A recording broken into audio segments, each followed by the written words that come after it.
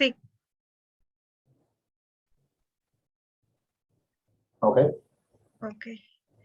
¿Quieres que nos esperemos unos 2 minutos nada más, te parece? a ¿Unos la hora que tú me 3 digas minutos? empezamos. Ok. Ya hay en sala de espera, así que yo creo que unos 3 minutos y podemos comenzar, ¿va? Ah, perfecto, Ok. perfecto. Déjame traer algo antes para mis Sí. notas. Ujú.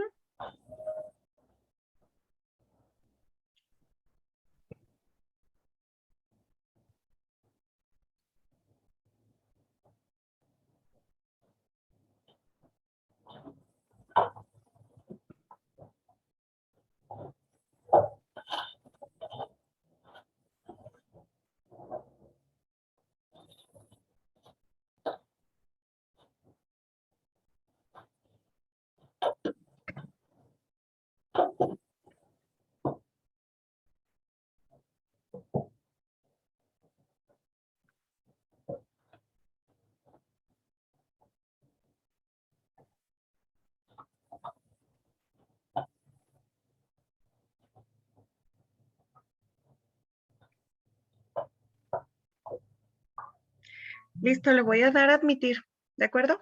Ok, Ok.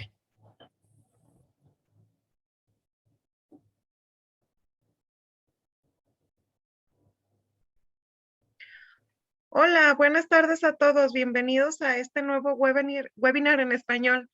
Espero que todos se encuentren muy bien. Bienvenidos. El día de hoy les presento al maestro Juan José Nuño. Él es licenciado en Letras Hispánicas por la Universidad de Guadalajara y además tiene una maestría en Estudios Humanísticos por el TEC de Monterrey.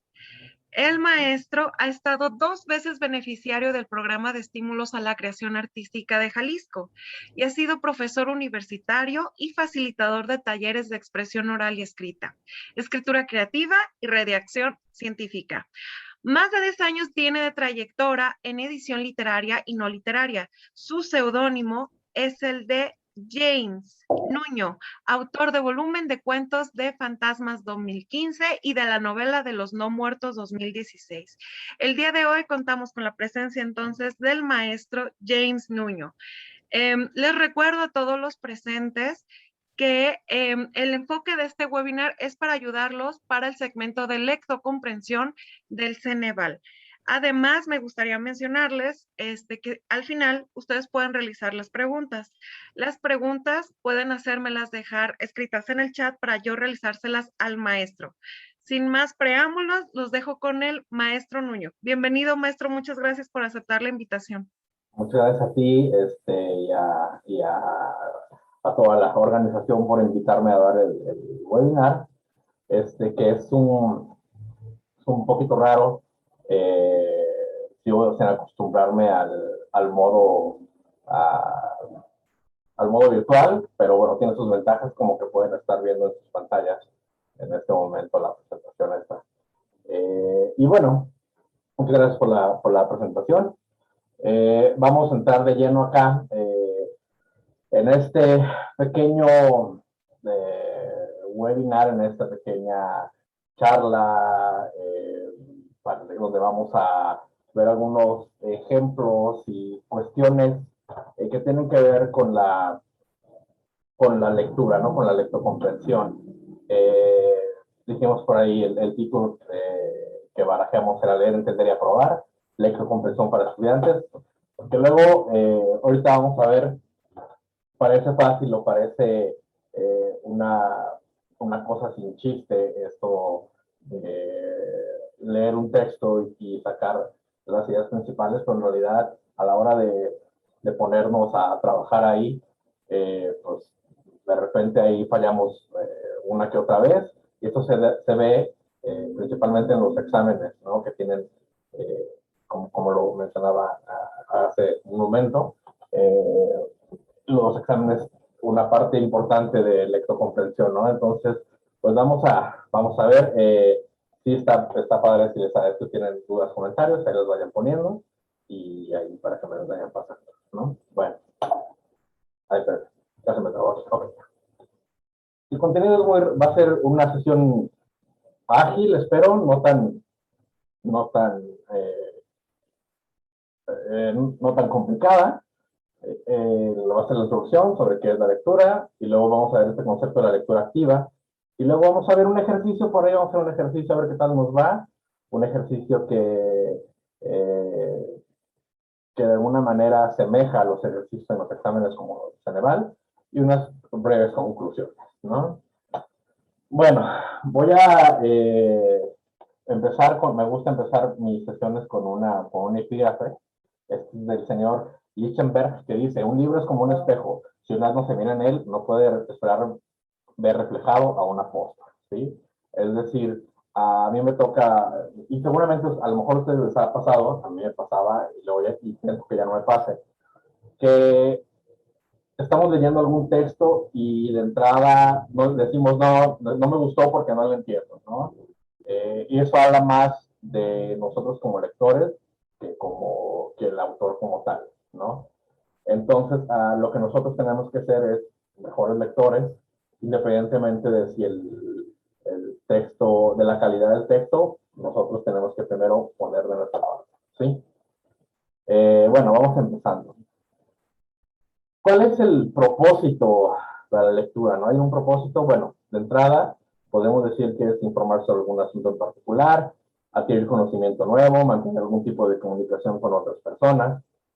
¿Sí? En general, creo que eso es, podemos ir desde revisar eh, un artículo académico para una tarea, hasta leer un tweet o un mensaje de texto de alguna de nuestras personas conocidas, ¿no? Todo eso involucra en mayor o menor medida, o en un nivel mayor o menor, eh, la lectura, ¿no? Pero ya hablando sobre la lectura como tal, hay un libro muy bonito de esta chica, Nikita Brockman, una inglesa. eh, es un libro que se llama Contra la lectura. Y en este ensayo ella hace una serie de manifiestos sobre por qué la lectura está sobrevalorada, ¿no? O en qué consiste eso de sobrevalorar la lectura. No que sea mala, solamente que tenemos una idea muy idealizada, por una parte muy romantizada de la lectura, que la lectura nos va a hacer más culto, ¿no? Que nos va a hacer mejores personas, y que si no leemos seremos lo contrario, ¿no? Adefesios, ominosos. Y esta autora dice, no es cierto. Eh, hay gente que jamás ha agarrado un libro en su vida y es personas ejemplares, y hay otros que leen mucho y que son completamente terribles, ¿no? Entonces dice a propósito de para qué leer. En efecto, leemos por placer y conocimiento, pero también por costumbre, por obligación, por necesidad, por pereza, y quizá más a menudo de lo que creemos, sin ningún motivo, ¿no? Entonces, siempre estamos leyendo, siempre, todo el tiempo. Habría que quitarnos un poquito la idea de que tenemos que leer, ¿no? De que es eh, una asignatura escolar, ¿no? Y que solo así leemos. En realidad estamos leyendo todo el tiempo, sobre todo nosotros, en nuestra generación, donde tenemos tanta información a la mano, eh, pues la mayoría de esa información es información escrita, ¿no? Por lo tanto, leemos muchísimo más de lo que leyeron quizá nuestros padres en la mitad de su vida, ¿no? Entonces hay que tenerlo en cuenta eso. Bueno, eh, la lectura activa. Aquí nos vamos a detener un poquito porque les decía yo que había formas de leer, ¿no? Eh, Dice esta misma autora, la lectura en sí misma no es necesariamente una actividad virtuosa. ¿Qué se lee y cómo se lee marcan la diferencia? ¿Sí?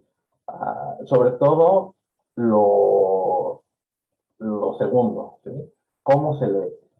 ¿Cómo se lee? Eh, marca la diferencia, como lo bien lo dice aquí, entre adquirir un conocimiento, confirmar un prejuicio, cambiarlo, pasar de noche, O, en este caso en particular, puede hacer la diferencia entre pasar o no un examen, ¿no? Una lectura, una palabrita, una construcción semántica particular que no la hayamos leído de manera correcta o que hayamos interpretado nosotros de manera incorrecta, puede hacer la diferencia, ¿sí? Entonces, eso también hay que tenerlo en cuenta. Estos chicos, Mortimer Adler y Charles Van Doren, tienen un libro que se llama Cómo leer un libro. Y el primer capítulo habla de qué es eso de leer, ¿no? Dice, se considera que leer y escuchar equivalen a recibir comunicación de alguien dedicado activamente a darla o enviarla. Por otro lado, bueno, no, ya tengo ahí en ese corchete, ¿sí? Dice, leer y escuchar equivalen a recibir comunicación de alguien dedicado activamente a darla o enviarla, ¿sí? Entonces pareciera que la lectura y la escucha son actividades pasivas, por decirlo de alguna manera, ¿no? Es decir, en el que quien recibe esa información en realidad no hace nada, todo el trabajo lo está haciendo la otra persona, como si ponen esos autores el ejemplo, es como si recibiéramos una herencia o recibiéramos una bofetada, ¿no? O sea, no tenemos que hacer nada, nomás ahí está, ¿sí? Pero él dice, no, por el contrario, quien lee o escucha podría compararse con el jugador que recoge la pelota en el béisbol. Y esta analogía, esta metáfora me agrada porque los autores dicen, no, en el proceso de la comunicación, y hablando particularmente del proceso de la lectura, no es un, no hay nada pasivo. En el béisbol, como en la, vamos a poner ejemplo de béisbol, está el pitcher, está el bateador, está el catcher, ¿sí? Y que, digamos, tiene el movimiento y envía la pelota, en el caso de la comunicación del mensaje, es el único que parece que hace cosas, ¿no? Pero en realidad, la otra persona, en este caso, digamos, el bateador, está esperando, ¿no? Está esperando esa pelota. Y en esa espera está configurando y reconfigurando el viaje de esa pelota, ¿sí? Es decir, para que entonces él pueda o no batearla, ¿no? Y entonces sucede eso, pero con los jardineros o con el catcher, ¿no? Ahí lo único pasivo de alguna manera, por decirlo así, es la pelota, que en este caso sería el mensaje, ¿sí? Entonces, si alguien nos está pichando una información, ya sea de manera oral o escrita, nosotros, como receptores, no estamos pasivos, sino que estamos recodificando esa información, ¿sí? Para saber, por ejemplo, en una plática, saber qué responder, ¿no? O en una lectura, que es como lo que vamos a ver ahorita, esos símbolos, esos signos, perdón, que configuran las palabras, que configuran las oraciones, que a su vez configuran párrafos, que a su vez configuran capítulos, y a su vez configuran libros, nosotros los vamos descifrando y dotándoles de significado, ¿sí? Y a la vez lo estamos comparando con lo que nosotros sabemos del tema o no sabemos, ¿sí? Entonces hay como una comunicación ahí entre el texto y nosotros, entre el autor y nosotros, que no es para nada pasiva, ¿no? Ok, vamos empezando aquí. Me gustaría hablar de que son 3 niveles de lectura,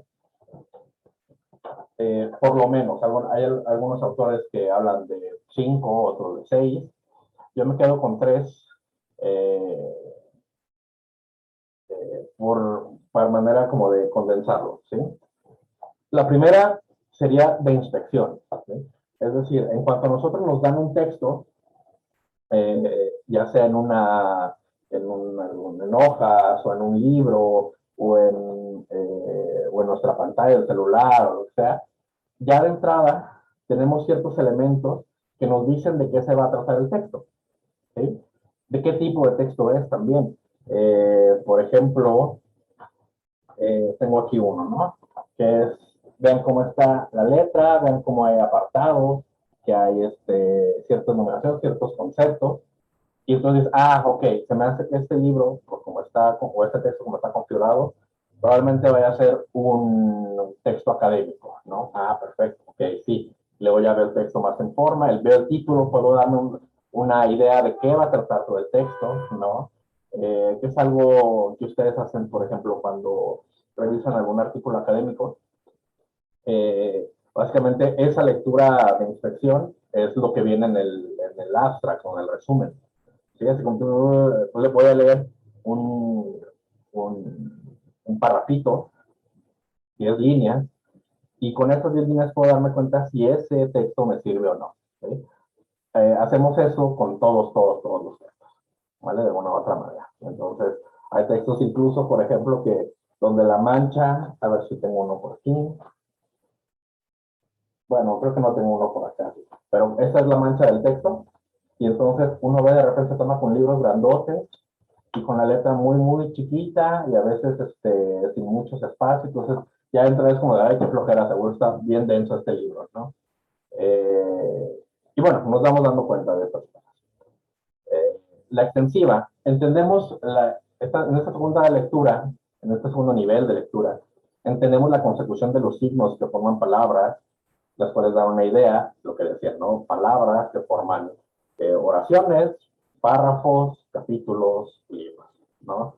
Eh, es básicamente entender de manera textual lo que estamos leyendo, ¿sí?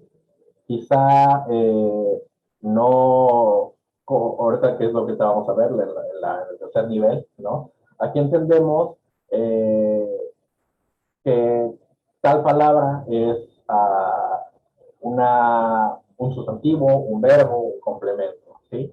Eh, y podemos decir, ok, este sustantivo hace referencia a este verbo o viceversa, ¿sí? O sea, podemos darle un primer sentido a las oraciones, ¿sí? Y finalmente está el nivel de comprensión, ¿sí? Que ahí es donde algunos lo subdividen, pero yo creo que de entrada podemos ponerlo ahí, ¿sí? ¿No?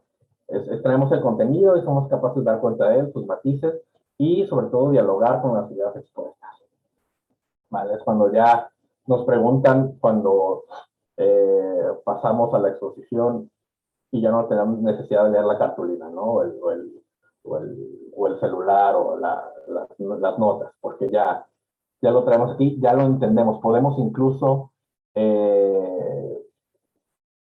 parafrasear al autor, ¿sí? Podemos ponernos un poquito hasta en el lugar del autor y hablar por él, ¿sí? Ok, lo que les decía, ¿no? Esa es la lectura de inspección. Vamos, un pequeño ejemplo, ¿sí? Vemos cómo hay elementos extratextuales, es decir, que no se refieren directamente a lo que dice el texto, ¿no? Vemos, no sé si se ve mi cursor, pero bueno, hay en la parte de arriba hay hay un banner que dice guía para sustentante, examen general. Ok, ya sabemos de qué va, ¿no? Examen general de egreso de Centro de Nutrición. Ok, sí, ya sabemos cómo, por dónde va, ¿no? Y vienen ahí marcados en azul, destacados, títulos y subtítulos, ¿no? Vemos que hay mucho aire, vemos entre las líneas, consideraciones generales, características. Ok, esa primera parte ya nos dice qué nos vamos a encontrar, ¿no? Si nosotros estábamos buscando ejercicios, por ejemplo, para el examen general, quizá en esta sección en particular no lo vamos a encontrar, ¿sí? Si queremos saber qué es eso del examen Excel, bueno, aquí es nuestra sección, sí, entonces ya podemos ir leyendo uno por uno, ¿vale? Me encontré, hace unos días, me lo enviaron, una cabecera de un texto que me emocionó mucho, que es este. O sea, me mandaron esta captura y me dijeron, mira, y ya capítulo 1, no sé si es alrededor de la web 2.0, ¿eso qué? Por algo para uno, el origen del meme, y dice, wow, sí quiero leerlo, el origen del meme, claro que sí. Y eso es como, crea ciertas expectativas, ¿sí? Pero ojo, no nos podemos quedar con las primeras impresiones que nos dé un texto, ¿sí? Nos dan, otra vez, una dirección, pero evidentemente no podemos fiarnos de esas primeras impresiones, ¿no? Y ahí va la lectura extensiva, ¿sí? Ya me bajé el libro, muy emocionado yo, y me puse a leer, y dice, el primer parrafito se los voy a leer, ¿no? El concepto web 2.0, transformado en un potente meme en un año de circulación por la red, debe su origen a una tormenta de ideas entre los equipos de Riley Media y Media Live International a mediados de 2004, fortalecido por la primera web 2.0 conference en octubre de ese mismo año, ¿sí? O sea, como vemos, no tenía nada que ver con mi primera impresión, que era, van a hablar como el meme en general, ¿no? No, hablan de cómo nació un meme. Si lo ven aquí, hice algunas anotaciones. Eh, Solamente se menciona una vez, ¿sí? Y en realidad, de lo que se está hablando, como lo dice el título, ¿sí? Son el concepto de la web 2.0, ¿sí? Entonces, ok, bueno, ahí fue mi error, y pues ya pues lo tuve que, todavía le di algunos parrafitos, y pues no, todo tiene que ver exactamente con cómo nace el concepto de la web 2.0, qué factores fueron los que lo alimentaron y por qué se dio, y posteriormente, cuáles son las problemáticas alrededor de este concepto, ¿sí? Pero bueno, ahí quiero que vean que vamos a empezar revisando o destacando un par de cosas. La primera es que una de las cuestiones que siempre nos cuesta mucho trabajo establecer es cuando nos preguntan de qué se trata un texto, ¿no? No sé si les ha pasado que, no sé, van a ver una película o alguien va a ver una película y se la recomienda muchísimo y le preguntan, bueno, ¿de qué va? Y dicen, bueno, se trata de una muchacha que va y ya. Entonces les cuentan toda la película, 10 minutos hablando y les cuentan toda la película. Entonces, no, a ver, dime la premisa, dime de qué va, ¿sí? Entonces, lo que nosotros tenemos que empezar como a, a tener como objetivo es precisamente esto, cómo se van delimitando estas ideas principales, ¿sí? Eh, Eso ya de entrada, por lo regular, sobre todo en los textos científicos, debe venir en el primer párrafo, ¿sí? En el primer o segundo párrafo ya tenemos que saber de qué estamos hablando, ¿sí? Como pueden ver aquí, hice un par de señalamientos, ¿sí? Hice el concepto web 2.0 y luego señalé la palabra del meme, que ya no va a volver a aparecer acá, más abajo. Y luego algunos conceptos como O'Reilly Media, Media Lab International, se fijan más abajo, Napster, blogs, Wikipedia, ¿sí? Eh, y luego tengo otro tipo de subrayados. Bueno, está aquí la World Wide Web. Eh, si se fijan, por ejemplo, los estuve utilizando estas líneas, las líneas que subrayan Napster o blogs o el índice, son son personas o compañías o términos propios del Internet, ¿sí? Y luego, como esos recuadros, puse ciertas palabras que quizá en un momento, a lo mejor en una primera lectura, podrían haberme causado alguna duda, ¿sí? Como de vocabulario. Entonces, ahí tengo paradigmas semióticos, entorno virtual, metainformación, incluso concepto web 2.0, ¿sí? Lo que quise destacar fue ahí precisamente los conceptos que probablemente eh, me iban a servir y que quizá yo no entendería yo en una primera lectura, ¿sí? Entonces, como vemos, esta, eh, esta es una técnica también, que nos hace poner atención a lo que leemos, y ahorita vamos a ver en el siguiente nivel porque es importante esto. ir notando, ir siendo conscientes de que estamos leyendo y qué es lo que estamos leyendo y cómo lo estamos leyendo, ¿sí? A veces, no, seguramente les ha pasado que estamos pensando en otra cosa, no estamos concentrados y ya llevamos 2 cuartillas o 2 párrafos o 100 cuartillas, lo que sea, y no entendimos nada porque estábamos en otro lado, ¿sí? Es perfectamente normal. Pero hacer anotaciones eh, siempre ayuda a eh, una mejor comprensión, una mejor lectura. ¿Sí? Ahorita vamos a ver por qué. Bueno, es, parte de esto es que tenemos que ir revisando cuáles son los textos, siempre se configuran por ideas primarias, ideas secundarias, ideas periféricas. Ustedes han visto eso desde la primaria, probablemente, ¿no? Cuando nos enseñan a hacer resúmenes, que nos ponían con el marcatexto a subrayar el libro de primaria de historia y que a veces nomás subrayábamos la primera línea y en ocasiones jalaba, ¿no? En ocasiones le atinábamos si ese era el resumen correcto, pero otras no, no tanto, ¿no? Entonces, veamos por ejemplo acá podemos decir que la idea principal precisamente es el concepto de la web 2.0, ¿no? La problemática del concepto web 2.0. Ideas secundarias podrían ser todas estos actantes, ¿no? Estas acciones que suceden en la creación de Napster, de los blogs, el blogger, de la yarda, ¿no? Y las implicaciones que esto tiene, ¿sí? Y las terciarias podría ser precisamente, adiós, ya se me placa, las ideas del autor, ¿no? Las reflexiones alrededor de eso, ¿sí? O incluso el contexto nacional o internacional fuera de la Internet, ¿sí? Entonces, es importante ver, o sea, la idea principal, las ideas principales son siempre de qué trata en general ese texto o ese capítulo o incluso ese párrafo, ¿sí?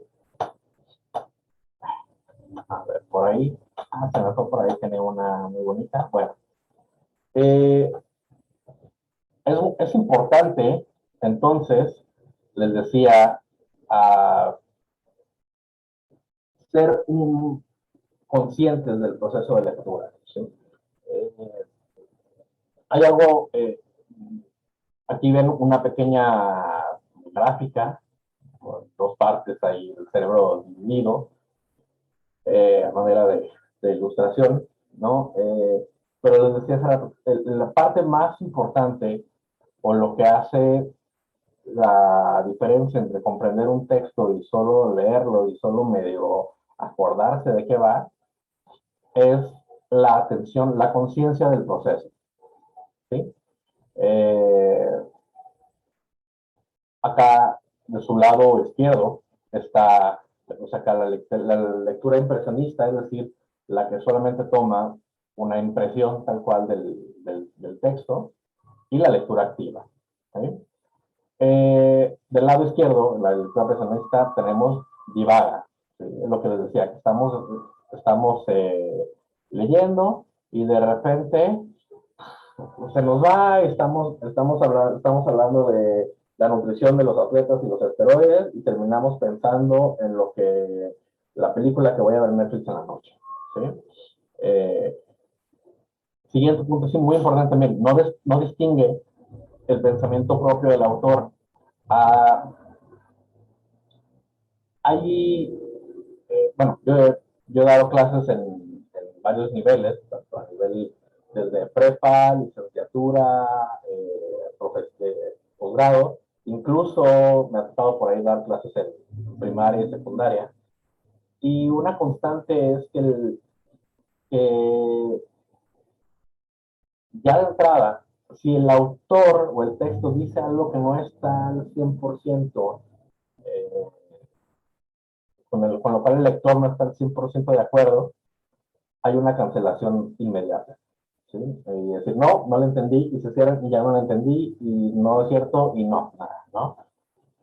La lectura o una buena lectura de entrada tendría que salirse de esos prejuicios, ¿no? Y eh, tratar de entender al autor o lo que se está diciendo, ¿sí? No, ojo, no quiere decir que todo lo aceptemos como propio, ¿no? Eh, se trata de entender, de ponerse en los zapatos de la otra persona, es decir, del autor, del texto, comprender bien las ideas, qué dice y por qué dice lo que dice, y entonces a ya establecer una comunicación con las ideas propias, ¿sí? Que es al siguiente nivel, ¿no? La lectura impresionista no es crítica, es decir, una persona crítica es aquella que cuestiona lo que ve, pero que también, o lo que lee o lo que comienza a aprender, pero sobre todo que lo hace, que, que también reflexiona sobre su propio conocimiento, ¿sí? Es decir, así con la misma vara que mide a los otros, lo hace contigo mismo, ¿sí? Ser crítico es aceptar cuando uno, o sea, que quizá uno no tiene la razón en lo que uno cree o en lo que uno cree saber, y por otra parte, también aceptar, ¿no? Y poder argumentar los puntos de vista o el conocimiento propio, ¿no? Pero tomando en cuenta los demás. ¿Sí? En la lectura impresionista hay prejuicios, sesgos, mitos, estereotipos, ¿sí? Todos tenemos estas, estos padecimientos, ¿sí? Todos tenemos prejuicios, todos tenemos sesgos, todos creemos en ciertos mitos, ¿sí? Y no tanto como que sean mentiras, ¿no? Sino en este sentido, son creencias fundamentales que no nos cuestionamos. A eso va la palabra mito, ¿no? Y bueno, no hay una conciencia del proceso de lectura. Es como en este tipo de lectura, se trata simplemente de pasar los ojos de un lado a otro y a ver qué se nos queda, ¿no? Por otra parte, bueno, en la lectura activa se reflexionan las frases párrafo a párrafo, ¿sí? Es decir, toda escritura, todo texto, en teoría, un buen texto, lo que tiene es que cada frase, cada oración, cada párrafo es necesario, aporta información nueva o se expande en información ya presentada, no la repite, se expande, y entonces prepara para la siguiente información, ¿sí? Es decir, todos están conectados, por lo tanto, es necesaria esta conciencia del cómo se van a ir armando, cómo se va armando el texto. ¿Sí? El texto, la palabra texto viene de textura, de tela, de tejido, ¿sí? Entonces, cómo se va tejiendo la información, ¿sí? La lectura activa también distingue el pensamiento del lector del pensamiento del autor, ¿sí? Es decir, ¿qué tiene que ver con lo que dijimos hace rato, ¿no? Es decir, a ver, yo pienso esto, me voy a alejar, yo tengo estos prejuicios, me voy a alejar de esto un segundo y voy a ver qué dice este autor o qué dice este texto, y luego vamos, vamos comunicándolo, ¿sí? No voy a entrar de manera defensiva, ¿sí? Interrelaciona las ideas entre sí con las propias, busca claridad, certeza, relevancia, profundidad, amplitud lógica y significado. Estos elementos, estos atributos, son necesarios, ¿no? Tenerlos en los textos a la hora de escribir, pero también a la hora de leer, ¿no? Es decir, claridad, pues obviamente que se entienda, ¿no? Que puede ser incluso, que escriba sencillo. Hay mucha gente, desde escritores de ficción hasta académicos que tienen la idea de que hay que escribir de manera rimbombante para que se escuche con autoridad, ¿no? Para que se vea que sabemos escribir. Pero en realidad hay un autor cuyo nombre no recuerdo a quién se le atribuye esa frase, que dice menos es más, ¿no? Entonces,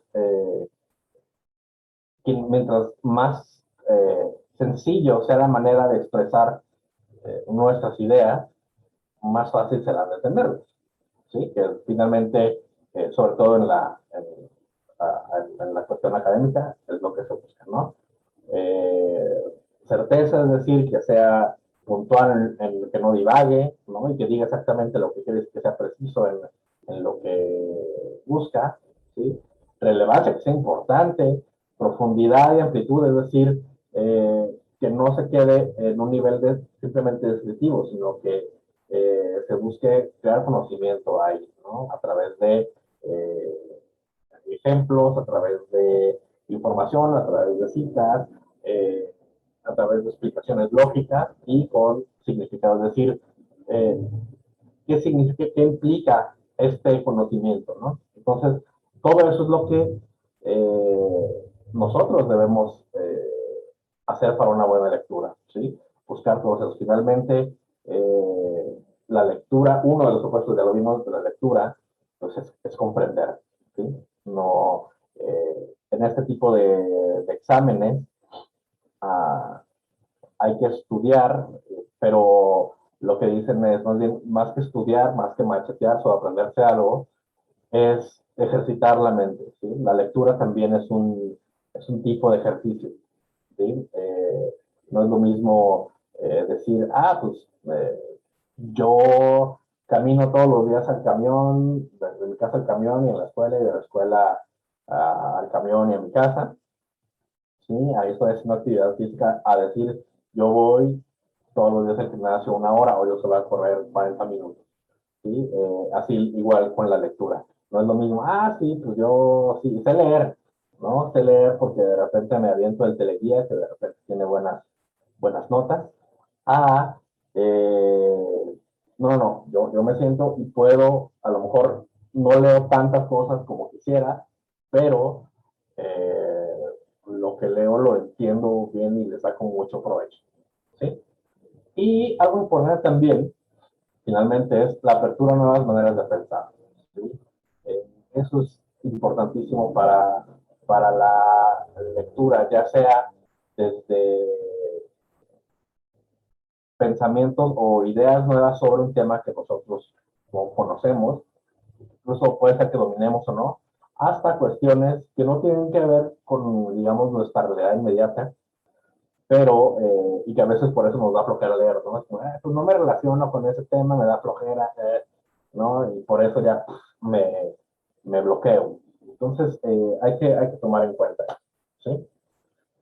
Bueno, la lectura activa, creo que ya medio finalizando este apartado,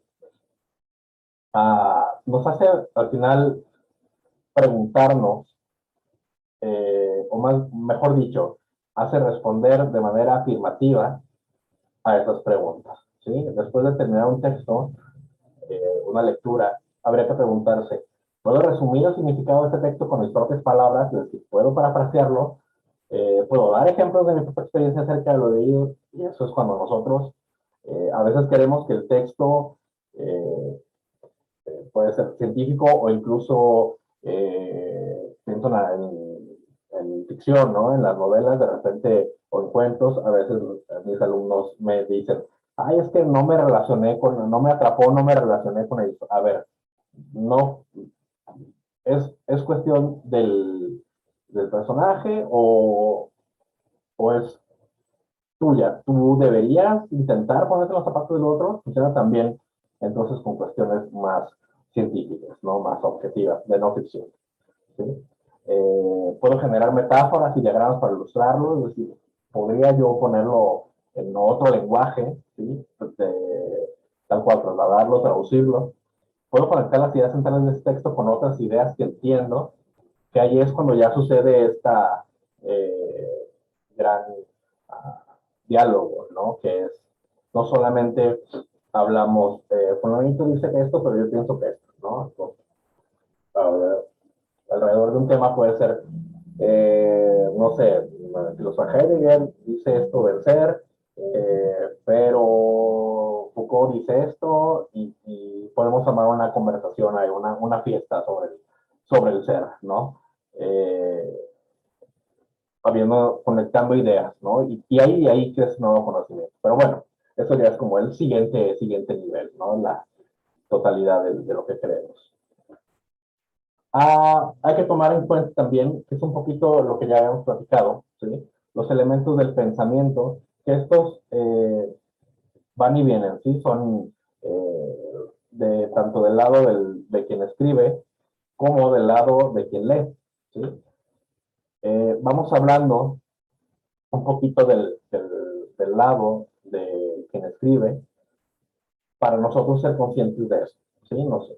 Hay que ser conscientes de que en cada texto hay un propósito, ¿sí? Es decir, eh, ¿qué hace este texto? ¿Qué busca? Busca informar, busca convencerte de algo, busca denostar algo, busca entretenernos, hacernos sentir algo, ¿sí? Todo texto tiene un propósito, todo texto es, ya sea útil o estético, todos tienen un propósito, ¿sí?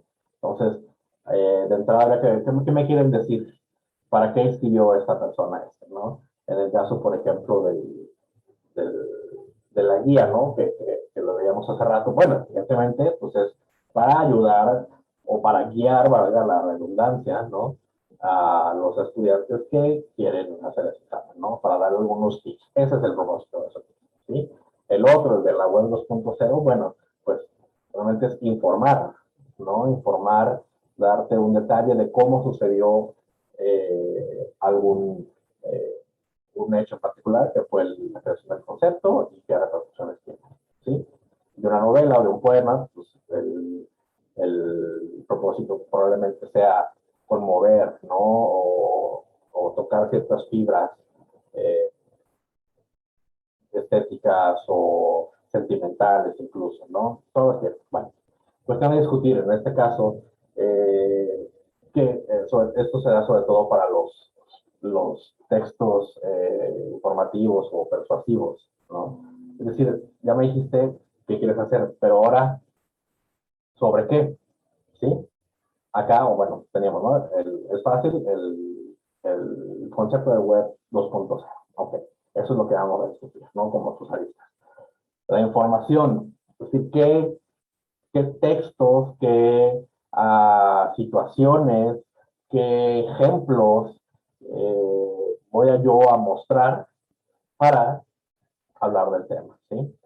Interpretación e inferencias, bueno, ¿qué explicaciones tiene esta información con respecto al tema? Los conceptos, eh, es decir, estas abstracciones que tienen que ver sobre todo con con un área de especialización en particular, ¿sí?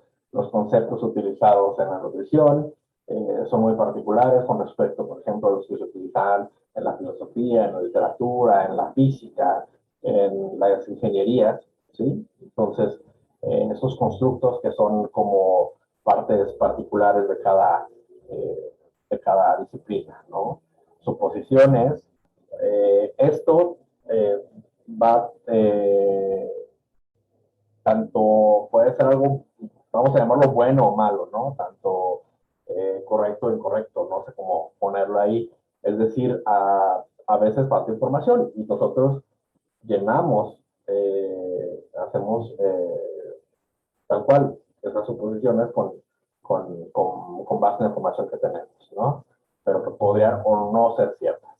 Implicaciones y consecuencias, tal cual de lo que hemos discutido, ¿no? ¿Qué se desprende de esto? Lo que decíamos, la relevancia, el significado, etcétera, etcétera. Y el punto de vista, por más que nosotros intentemos ser objetivos, un texto difícilmente, o por no decirlo nunca, va a ser 100% objetivo, ¿no? Porque quien nos escribe es un sujeto, es una persona que está sujeta a una realidad particular, ¿sí? Incluso seguro ya lo han escuchado muchas veces. Filósofos como Hume, por ejemplo, se me ocurre, que decían precisamente esto de que siempre está contaminada, incluso el experimento lo está viendo una persona y por tanto es su punto de vista, ¿sí? Lo cual no lo invalida, solamente hay que aclarar qué es eso, que es un punto de vista, ¿no? Y que se da, o sea, en términos académicos o científicos, este punto de vista tendría que estar reducido al mínimo, y si se hace bien de manera casi imperceptible, pero en otros textos, pues obviamente saltan a la vista, ¿no? De manera evidente, como en las columnas de opinión, ¿no? De los diarios, o en los ensayos literarios, por ejemplo, ¿no? Ahí es totalmente un punto de vista muy particular. Y bueno, todos estos son los elementos que conforman el pensamiento, ¿sí? Y de los cuales hay que ir siendo conscientes mientras estamos en la lectura, ¿sí? Ok, bueno, vamos a dar un ejemplo. Aquí no sé si me podrían ayudar a voy a compartir otra X. Ajá. ¿Sí? Eh, vamos a hacer esta, es una lectura pequeña, vamos a hacer esta. No, sí, son uno, dos, que son dos lecturas. Vamos esta de acá, que son dos nomás. ¿Sí? La voy a leer, me gustaría, en, en la medida de lo posible, que vayan ahí los que están de espectadores acá, revisando y a lo mejor con base en lo que hemos hablado ahorita, hacer algunas reseñas, algunas notas, básicamente cuáles son las ideas, ¿no? Si hay palabras que no conozcan, si hay algo que no quede claro, ¿sí? Y los niveles de ideas, ¿sí? Es decir, ideas principales, secundarias, terciarias y cómo se relacionan. ¿Ok? Voy a leerlo así de manera rápida y ahorita vemos, dependiendo de cómo vayamos. No, sí, creo que sí alcanzamos a hacer la okay. Dice, la vida en las cuevas no es fácil. Los animales que subsisten en este medio muestran, en diferentes grados, adaptaciones notables a este ambiente bajo la tierra. Con base en el grado de adaptación, se han propuesto numerosas clasificaciones de los animales de cuevas, pero algunas tienen tantas categorías que en la práctica son absolutamente inservibles. La clasificación que se muestra a continuación es la más simple y utilizada por los espeleólogos del mundo. Troglobios, especies que se encuentran exclusivamente en las cuevas. Troglófilos, especies que se encuentran tanto en las cuevas como en el exterior. Los individuos pueden completar su ciclo de vida dentro de las cuevas. Trogloxenos, especies en las que los individuos habitan en las cuevas, pero que necesitan salir de ellas para alimentarse para completar su ciclo de vida. Accidentales, especies que se han hallado en las cuevas debido a situaciones fortuitas, como haber sido arrastrados por corrientes de agua. Como respuesta a las condiciones especiales, algunos troglobios han desarrollado adaptaciones extremas. Son ejemplos clásicos de evolución las adaptaciones morfológicas de algunos organismos a la carencia de luz, como la reducción de la pigmentación de los ojos, así como enorme desarrollo de otros órganos de los sentidos. En México existen varias especies de troglobios que presentan estas adaptaciones. Entre ellas se encuentra Pluto invernalis, se lo voy a poner así con el latín. Un pez semejante a una anguila de unos 32 centímetros de longitud, que habita las cuevas de Yucatán. El animal carece de ojos, pero presenta un gran desarrollo de los órganos sensoriales en la piel de la cabeza, lo que compensa su ceguera. Este pez carece de aletas, con excepción de las pequeñas ornamentaciones en el extremo de la cola, y es casi despigmentado. Existen otras adaptaciones morfológicas y fisiológicas tal vez menos notorias, pero igualmente fascinantes, como las modificaciones en los órganos internos, por ejemplo, el gran desarrollo de los lóbulos sensoriales del cerebro, la reducción en la tasa metabólica y una mayor eficiencia de los sistemas de excreción de agua. En términos ecológicos, la adaptación de los organismos al medio cavernícola Se manifiesta a nivel de poblaciones en estrategias de vida tipo K, como los niveles poblacionales bajos, las mayores longevidades, los periodos de reproducción retrasados y la producción de una menor cantidad de huevos, compensada por un mayor tamaño de estos. Tales adaptaciones hacen a las especies cavernícolas muy susceptibles a los cambios en su ambiente. El espeleólogo francés Gilberti ha mostrado que una modificación de apenas unas décimas de grado Celsius impide el desarrollo de un escarabajo cavernícola. Este de acá, el Apenops cervellus. De manera similar, muchas especies terrestres son extraordinariamente sensibles a pequeñísimos cambios en la humedad relativa del ambiente. Se ha observado también que la adición de materia orgánica en sitios con niveles bajos de nutrimentos puede desencadenar cambios dramáticos en la composición de las comunidades de invertebrados de cuevas. En un mundo de condiciones constantes, un pequeño cambio puede traer consigo impresionantes consecuencias ecológicas. Muchos organismos especialistas consideran a las cuevas verdaderas islas rodeadas por un océano de hábitats inhóspitos. El movimiento de ciertas especies de una cueva a otra parece ser muy limitado, a juzgar por la baja similitud genética entre las poblaciones y por los altos niveles de endemismo. La combinación de nivel poblacional bajo, distribución restringida y gran especialización de hábitat hace de los animales cavernícolas especies vulnerables en las 3 dimensiones de rareza propuestas por la botánica de Rabinow. Las especies con densidades de población bajas son más susceptibles a la extinción, pues son más vulnerables al efecto de los factores aleatorios demográficos y genéticos que amenazan a cualquier población. De igual forma, las especies con distribución restringida o alta selectividad de hábitats son más frágiles. Unos cuantos eventos de extinción local pueden hacer desaparecer a toda la especie. La rareza de una especie es solo uno de los muchos factores que la hacen vulnerable, pero es claro que los organismos cavernícolas, con una serie de características biológicas, son particularmente frágiles. Ahora ya estamos encargados de una vez, este está más cortito, ¿sí? Este es otro texto,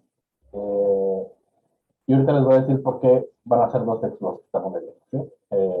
También lo mismo, revisen ahí guías principales, secundarias, periféricas, pasajes oscuros, pasajes un poquito más claros que les llamen la atención, ¿sí?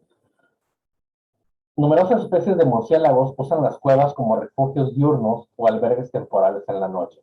En México, por ejemplo, 60 de las 137 especies de murciélagos pueden ser consideradas cavernícolas y muchas de ellas están amenazadas por la extinción. En Estados Unidos, las 5 especies de murciélagos que están en la lista de especies a peligro de desaparecer usan las cuevas al menos parte del año. En Tailandia, el murciélago abejorro, que no lo voy a pronunciar, ¿eh? Solo se encuentra en 6 cuevas. En México, al menos 19 de las 60 especies de murciélagos cavernícolas son frágiles o vulnerables a la extinción. Varias especies de murciélagos cavernícolas contribuyen directamente a la economía nacional. Por ejemplo, 10 de las 13 especies de murciélagos nectarívoros de México se refugian regularmente en cuevas. Algunas, como el murciélago magueyero, polinizan algunas especies de importancia comercial, como los magueyes mezcaleros. Otras especies cavernícolas, el murciélago zapotero, son frugívoras y contribuyen en la diseminación de muchas plantas de importancia económica. El murciélago guanero, por su parte, en algunas cuevas forma colonias enormes que producen toneladas de guano aprovechadas en muchas localidades como fertilizante. Al igual que las especies no cavernícolas, los murciélagos que usan las cuevas encaran amenazas en el exterior. La deforestación y otros tipos de degradación de los hábitats, los efectos directos e indirectos de los pesticidas y la pérdida de ciertas plantas utilizadas por frugívoros y carnívoros son solo algunos factores que pueden reducir los niveles de población de los murciélagos.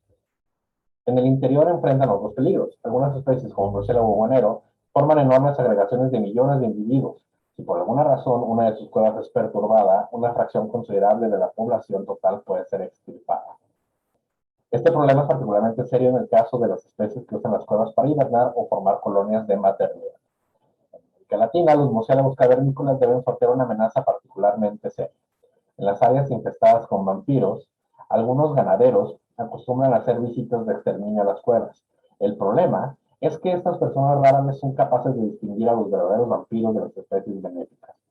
En la mayoría de casos, incluso los empleados del gobierno que trabajan en las campañas de control de vampiros carecen del entrenamiento necesario para diferenciar cabalmente las diversas especies.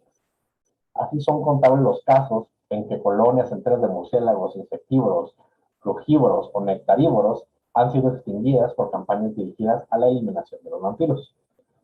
Debido a todos estos factores, numerosas poblaciones de murciélagos cavernícolas mexicanos han declinado en los últimos años.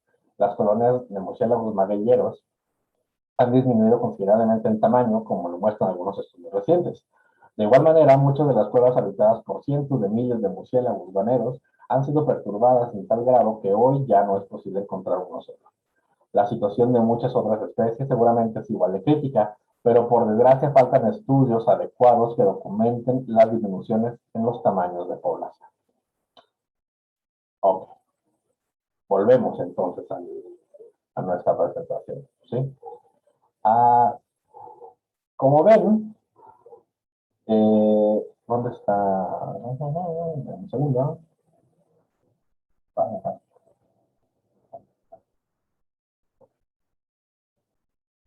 Bueno, usualmente en los exámenes de este tipo vienen instrucciones de esta índole, ¿no? A continuación se presentan dos pasajes A y B seguidos por preguntas basadas en su contenido. Después de leerlo, selecciona la mejor respuesta a cada pregunta basándose en lo que los pasajes afirman o implican. Bueno, aquí como nota nomás, estos artículos aquí no me los saqué de la manga, sino que están en la revista de ciencias de la UNAM. Y las preguntas, lo tomo esto porque tengo por aquí una guía, que es un material de apoyo de la Universidad del Tec de Monterrey, de la Universidad Virtual del Tec de Monterrey, para la admisión a estudios de posgrado, ¿no? Entonces, pero bueno, los exámenes tienen más o menos eh, esta línea, ¿no? Vamos a ver, bueno, tengo por aquí como 15 preguntas, no quiero que nos entretengamos demasiado aquí, pero me gustaría que vieran qué tipos de preguntas son y cómo se, cómo se responden o cómo responderlas. En realidad, como lo van a ver, es muy sencillo porque básicamente nos dan ahí los elementos y lo único que nosotros tenemos que hacer es leer con atención, ¿no? Por ejemplo, la pregunta 1, ¿no? Por el contenido del pasaje A se puede inferir que la ocupación de un espeleólogo es el estudio de las especies de los animales en extinción, formas de organismos cavernícolas, clasificaciones de grupos de invertebrados, vida en las cuevas, adaptaciones notables de los animales, ¿sí? Aquí tenemos, nomás no le puse cuál es la línea, pero bueno, es la primera, el primer párrafo o segundo párrafo, que básicamente dice, con base en el grado de adaptación, se han propuesto numerosas clasificaciones de los animales, de cuevas, pero algunas tienen tantas categorías que en la práctica son absolutamente serviles. La clasificación que se muestra a continuación es la más simple utilizada por los espeleólogos del mundo, ¿sí? Ahí hay dos maneras de contestar a eso. Una, pues ya sabiendo qué es un espeleólogo, ¿sí? Y la otra es con el contexto. Y el contexto habla, evidentemente, de la vida en las cuevas, ¿sí? Y tal cual, ahí está, es el D, ¿sí? Modos de adaptaciones de los animales, no es adaptaciones notables, no es de los animales en general, ni de invertebrados, ni de la forma de los organismos cavernícolas, ni de los animales en extinción, ¿sí? Hablamos de las cuevas, ahí la palabra clave es cueva, ¿sí? Que se repite constantemente incluso en los dos textos, ¿no? Déjame ver qué pregunta. Ok, dice, en el pasaje A, la línea 42, el autor utiliza la frase mundo de condiciones constantes para referirse a medio ambiente en las cuevas, hábitat de los invertebrados, sitio de alto nivel de nutrimentos, sitio donde se preserva la ecología, o mente permanentemente húmedo, ¿no? Ahí tenemos el parrafito donde está eh, en ese, donde está, perdón, ese pasaje, ¿sí? La línea 42, y dice, obviamente, en un mundo, condiciones constantes, ¿no? Esa es la frase a la que se refiere. Y antes de la adición de materia orgánica en sitios a niveles bajos de nutrientes puede generar cambios dramáticos en composición de comunidades. Esto es como un ejemplo muy particular, ¿sí? Pero en realidad, el mundo de condiciones constantes se refiere al medio ambiente que hay en las cuevas. ¿Sí? Acuérdense, otra vez, contexto. ¿De qué estamos hablando en general? Estamos hablando en general de la vida en las cuevas, pero este de acá es un ejemplo o una, digamos, una parte o un ahondamiento del medio ambiente en las cuevas. ¿Sí? Más no es lo único que distingue las cuevas. ¿Sí? Ok, vamos viendo. Como ven, por ejemplo, aquí, ya en parte de como la misma pregunta del mismo apartado, ya se refiere a la pregunta B. ¿Sí?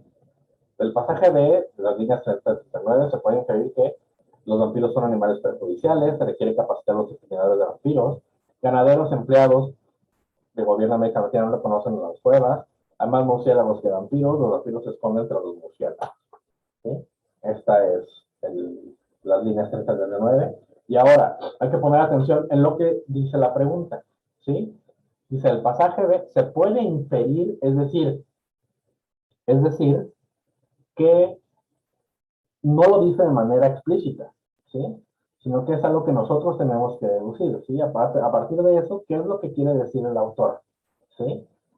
Entonces, vemos por aquí, ¿no? El hilo de este color rojo. El problema es que estas personas rara vez son capaces de distinguir a los verdaderos vampiros de las especies genéticas y que la gente del gobierno carece de entrenamiento para diferenciar las diversas especies. ¿Sí? Por lo tanto, se infiere que se requiere capacitar a los entrenadores de vampiros. ¿Sí? Está padre esa frase, ¿no? Capacitar a los entrenadores de vampiros. Que es la opción B. ¿Sí? Pero además, algo que hace después este tipo de exámenes es este. Vamos a ver la pregunta, por ejemplo, la 10, ¿no? Dice, el par de frases que expresa mejor un contraste entre los pasajes A y B es decir, ¿cómo resumiríamos cada uno? Y que hacen un contraste, es decir,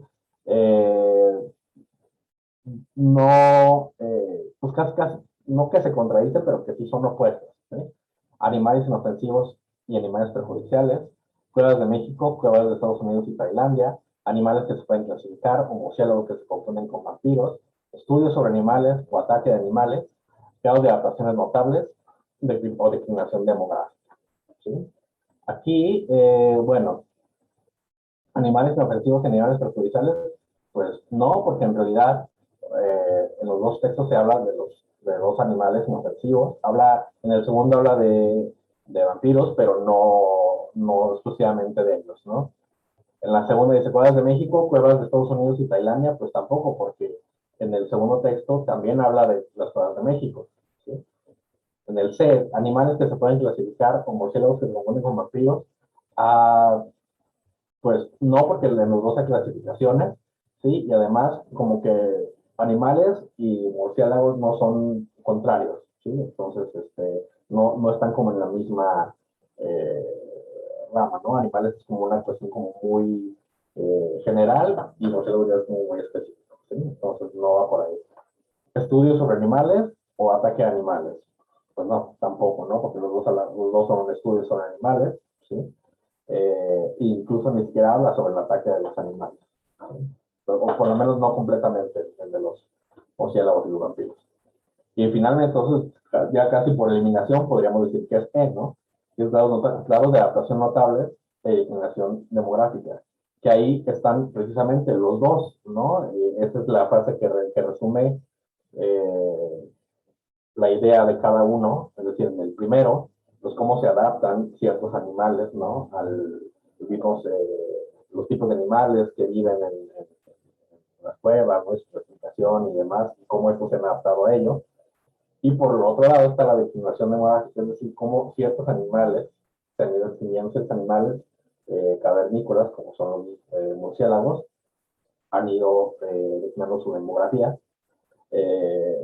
por X o Y, ¿no? Entonces es lo contrario a la adaptación, ¿no? Entonces, bueno, por acá hay varios más más preguntas que tienen que ver con, ah, con comparar, ¿no? Pasajes específicos, ¿no? Por ejemplo, del pasaje A, las líneas 7 y 11 y el B, 4 y 9, se puede inferir otra vez diferencias, que ambos autores toman en cuenta varias especies de una misma clase, animales cavernícolas y no cavernícolas, la importancia del medio subterráneo, el desarrollo de las especies cavernícolas, las condiciones climatológicas, ¿sí?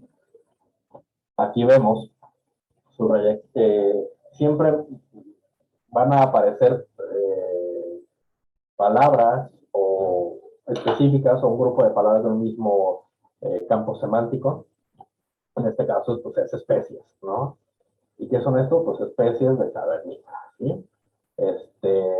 Y por lo tanto es varias especies de la misma clase, ¿sí? En estos son cavernícolas, en estos son especies de murciélagos, ¿sí? Bueno, eh, terminando pues, ya en este brevísimo ejercicio de consenso de atributos de la lectura, simplemente, bueno, retomar esto de qué es de la lectura activa, ¿sí?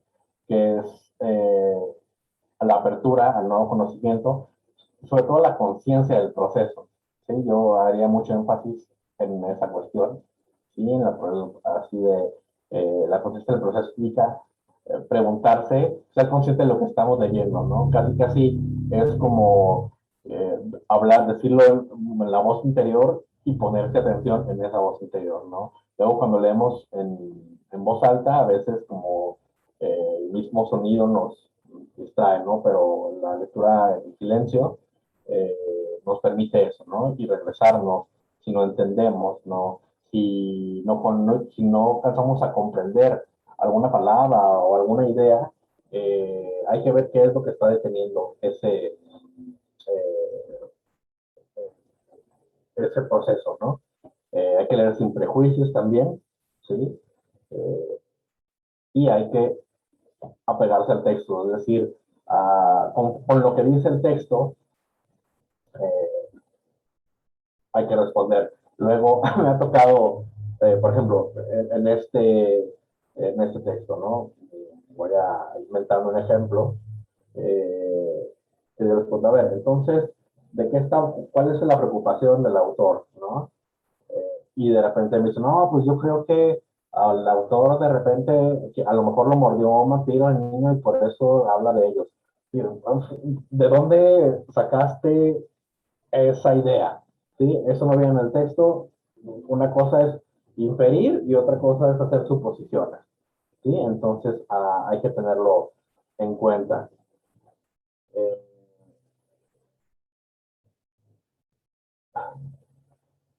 a ver, tengo por aquí una pregunta de Carla. Dice, en un texto que está dentro de un examen, ¿cómo mejorar la lista para no hacer prejuicios? Que es difícil y bloquearnos, que pasa mucho durante el Ceneval. Como lo van a encontrar, los textos se los van a encontrar tal cual. Bueno, lo voy a quitar, ¿no?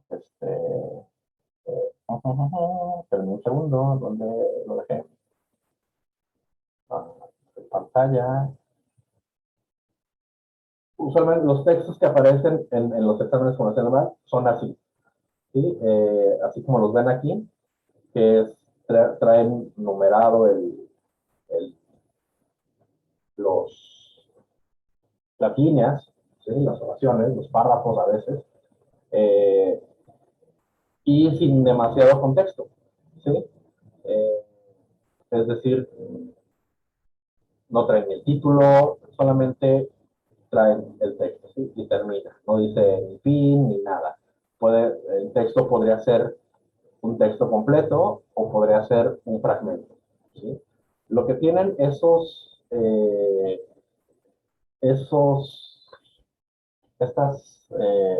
pruebas, estos textos como ejercicios, son que no necesitamos un contexto aparte, sino que el contexto está dentro del mismo texto, ¿sí? Es decir, creo que no hay ningún espeleólogo por acá, ¿sí? Y sin embargo, creo que se puede comprender el texto sin algún problema, ¿no? Quizá haya palabras, ¿no? Como endemismo o inhóspito. Por aquí he visto alguna otra que en algún momento quizá podría haber causado, eh, no sé, ¿no? De repente habrá cuestiones que no comprendamos del todo, pero hay que, lo que se recomienda acá, o lo que se debe hacer es seguirlo leyendo y tratar de que el contexto nos dé ese conocimiento, ¿sí? Aparecía la palabra espeleólogo acá, ¿no? Y en el ejercicio que vimos, en el ejemplo que vimos, una de las preguntas era, ¿a qué se refiere con espeleólogo? ¿Sí? Entonces, si yo no lo sé, pues ahí tengo que preguntarme. Si no lo sabía, pues a lo mejor lo dejé pasar, ¿no? Pero ahora tengo que preguntarme qué es eso del espeleólogo. Y voy a tener la respuesta mediante el contexto, ¿sí? Entonces, ese prejuicio a lo mejor de no saber es que yo no sé nada, es que este tema es aburrido, o de yo creo que esto no es así, bueno, en realidad no importa, ¿no? O sea, en ese sentido, eh, a lo mejor pienso, ¿no? ¿Dónde está?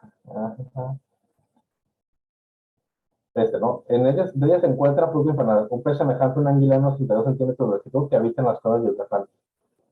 Y a lo mejor yo conozco ese pez, ¿no? Y digo, Plutio infernal. Ah, pero yo también lo he visto en las costas de, ay, no sé, de Vallarta.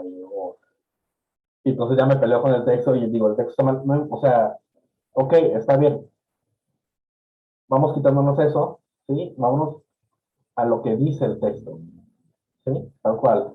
Ahí lo importante es, tal cual, ceñirnos al texto, ¿sí? No sé si queda clara esa idea.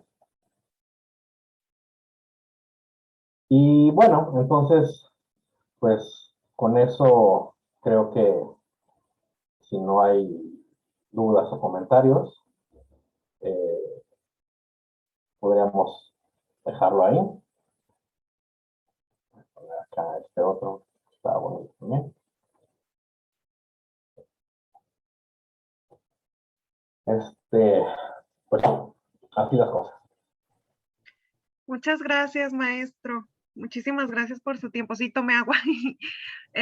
Quería preguntar a la audiencia, si alguien quisiera hacer una pregunta al maestro.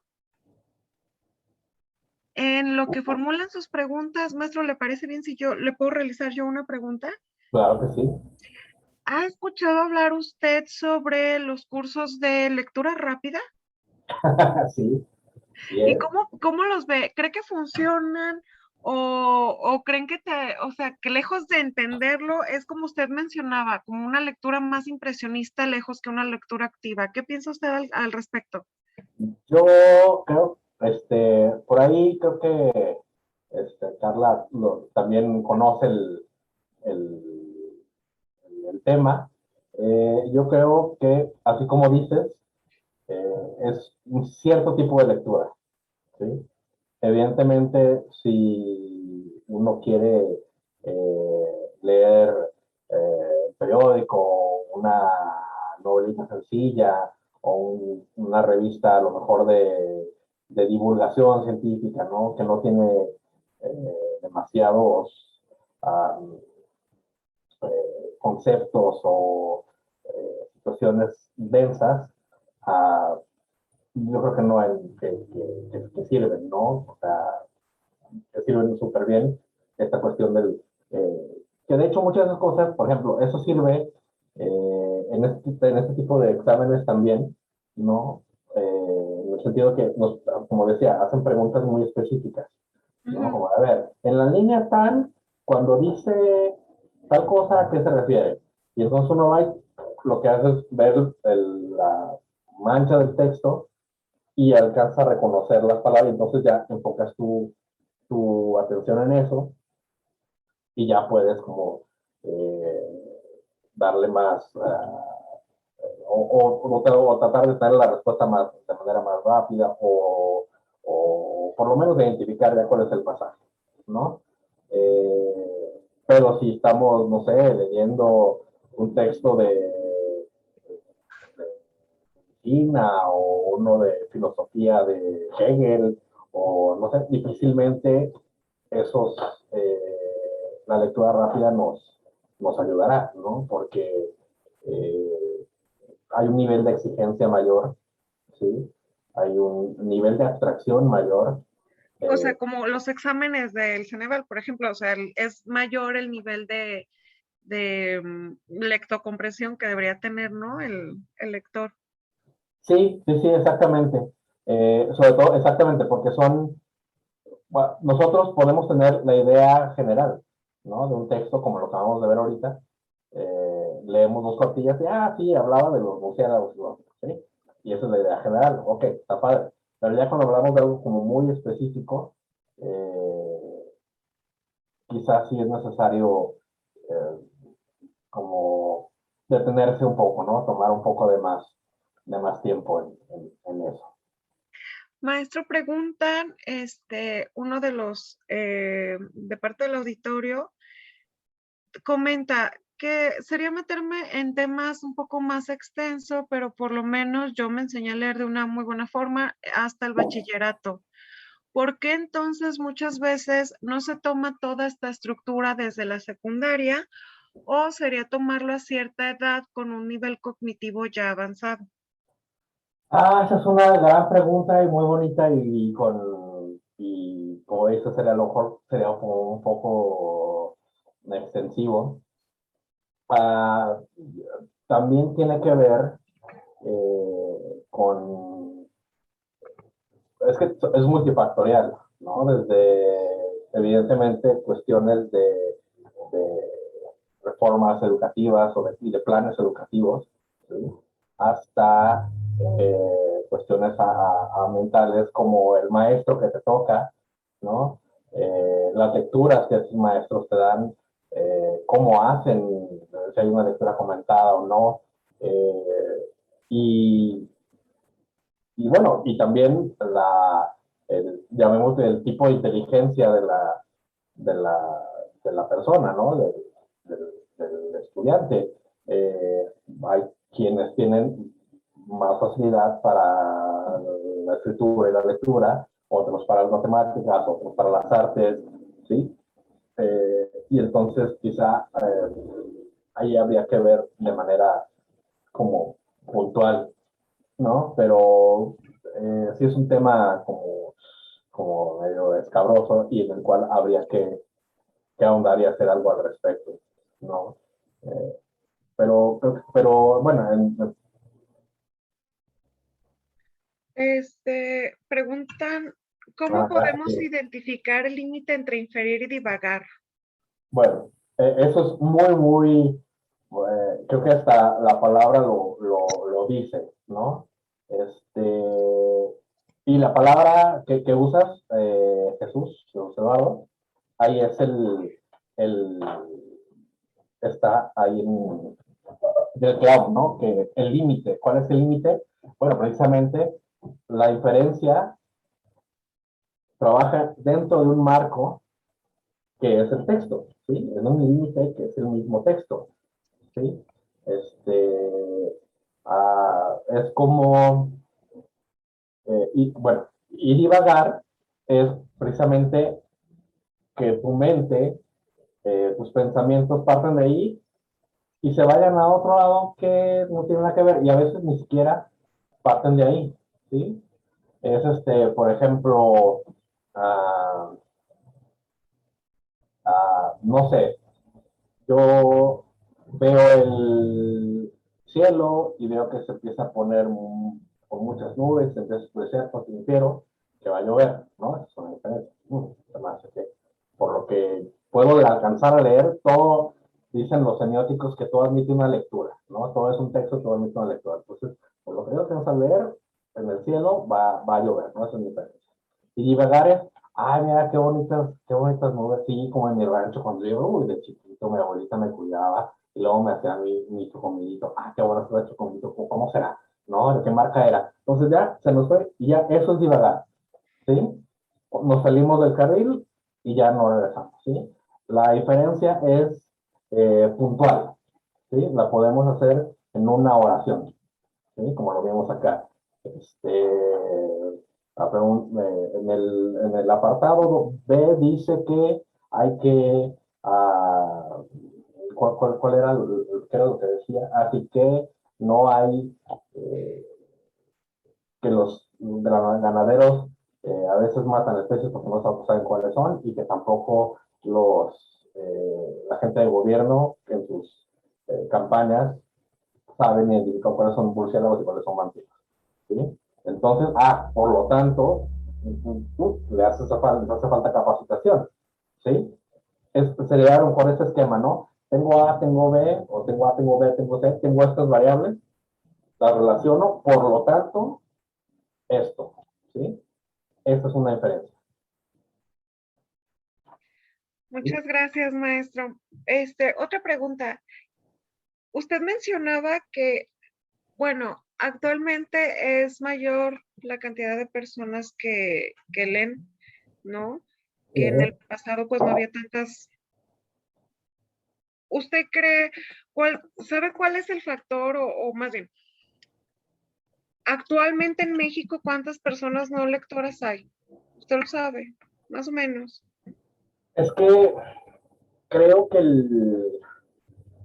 es que no tengo el dato porque me atrevería a decir que ese dato no existe en la medida en que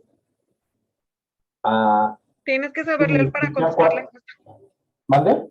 Tendrían que saber leer para contestar la encuesta. No, bueno, sí. No, me refiero a cuál es el parámetro para decir que alguien es lector o no, ¿no? Porque la medida, como por antonomasia o de cajones, cuántos libros se lee al año, ¿no? Pero pues una persona puede no leer un libro y ser lectora, ¿no? Ser lectora de los diarios, de blogs, no sé, o sea, de quizá, ah, como sucede, como sucede ahora, que ya no compramos CDs o discos y los poníamos todos, sino que ahora, y muchos artistas han empezado a hacer eso, ya no sacan discos, ya sacan como canciones o sencillos también, así nosotros, ¿no? Así como, pues yo leo, pero pues a lo mejor yo no leo un libro entero, ¿no? O yo leo a lo mejor de este mamotreto de aquí, bueno, de este libro de acá, leí 2 capítulos, ¿no? Y además, o sea, hay libros de 600 páginas y otros de 120. O sea, me parece muy difícil dar una cifra, ¿no? Que leen libros, pues, o sea, pues sí está, sí es una cifra, debe ser una cifra muy corta, ¿no? Decían por ahí que era como medio libro al año, las cifras oficiales, una cuestión así. Que ve a saber también, porque una cosa son los que compran libros y otra cosa es, yo tengo cada fin de semana voy a comprar libros y la mitad no los he leído, ¿no? Porque, ya tengo otro y pues ya no puedo leerlo, ¿no? O que a veces o sea, si es por encuesta, pues qué tan confiables son no, yo puedo decir, sí, leí 3 libros en la semana y a lo mejor nomás los ojé, ¿no? Es decir, no sé, yo le tengo muchas reservas a esa estadística. Bueno, ok, maestro, muchas gracias. Gracias por su tiempo y gracias a todos los presentes por acompañarnos en este webinar esta semana. No se pierdan el webinar de la siguiente semana, el jueves. Muchas gracias, maestro James Muchas gracias Nuño. a Así lo ustedes. pueden encontrar en sus cuentos. y las cosas que él ha escrito. Le agradecemos mucho su tiempo, maestro. Muchas gracias. No, muchas gracias a ti y a ustedes por la invitación, por la... Te iba a poner aquí mi... No sé cuántas... O si buscan ahí en las redes. Espero no haber divagado demasiado hablando de... Hablando de Y, no. y que de alguna manera esto les ayude a tenga a buenos propósitos, ¿no? Bueno, muchas gracias, maestro. Hasta Gracias a luego. todos. Que descansen. Gracias. Buenas noches.